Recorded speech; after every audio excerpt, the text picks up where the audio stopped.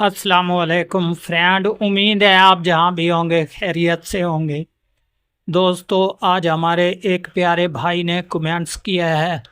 माशाल्लाह, ये देख लें आपके सामने, ये मलिक साहिब। जबकि ये भाई पूछ रहे हैं कि GX6605 वाला जो पिनों पर आपने बताया है, इस पर मिसाल के तौर पे ना वोल्टेज हो तो इसमें आईसी का प्रॉब्लम होता है या फिर सिग्नल आईसी का भी। तो दोस्तों, सबसे पहले इंशाल्लाह मैं आपको ये बता दूं कि मुकम्मल जो है तफसील और डिटेल के साथ आपको बताऊंगा कि इस बोर्ड पर जो है आईसी का मसला किस तरीके रेड लाइट पर होता है, जबकि ट्यूनर आईसी का मसला जो है ये किस तरीके, सब कुछ कंप्लीट बताऊंगा आपको। इंशाल्लाह आपको समझ भी अच्छे खासे तरीके से आ जाएगी।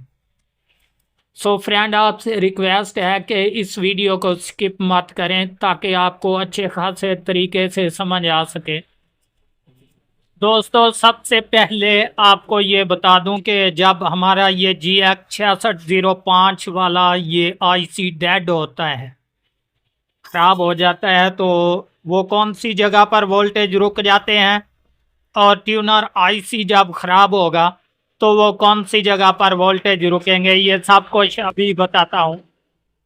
सो दोस्तों, सबसे पहले जो है हम इस ट्यूनर आईसी की बात करते हैं कि यहाँ पर भी रेड लाइट पर पड़ जाता है, जिसके बायस ये ऑन नहीं होता। तो इसके वोल्टेज कहाँ पर चेक करने पड़ते हैं जनाब, ये मैं इस साइड पे कर लेता हूँ और इस तरफ ऊपर गौर से पिक्चर पर देख लें। ये एक क्रिस्टल लगा हुआ है ये ट्यूनर आईसी के साथ। तो इसमें जो इसकी बगल में ये दो नीचे वाले कैपेसिटर्स हैं, इसके बाहर वाले पॉइंट नहीं, ये दोनों अंदर वाले पॉइंट।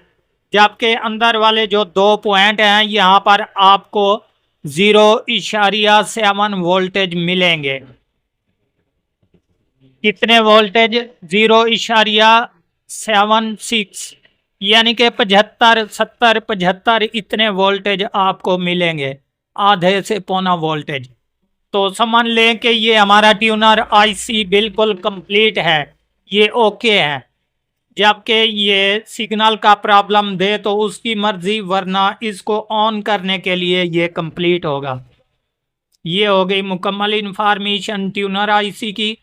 और इसके बाद अगर यहाँ पर वोल्टेज नहीं होंगे ट्यूनर आईसी पर जहाँ पर मैंने बताया है, तो समझ लें कि ये ट्यूनर आईसी की वजह से ये रेड लाइट पर है।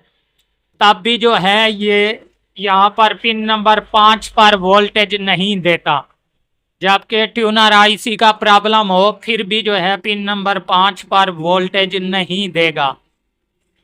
तो इसके बाद रहा दोस्तों, अगर यहाँ पर बिल्कुल ये वोल्टेज कंप्लीट है और उसके बायस भी ये पिन नंबर 5 पर वोल्टेज नहीं आ रहे, तो कन्फर्म बात है ये हमारा आईसी डेड हो जाता है, बिल्कुल 100% गारंटी के साथ।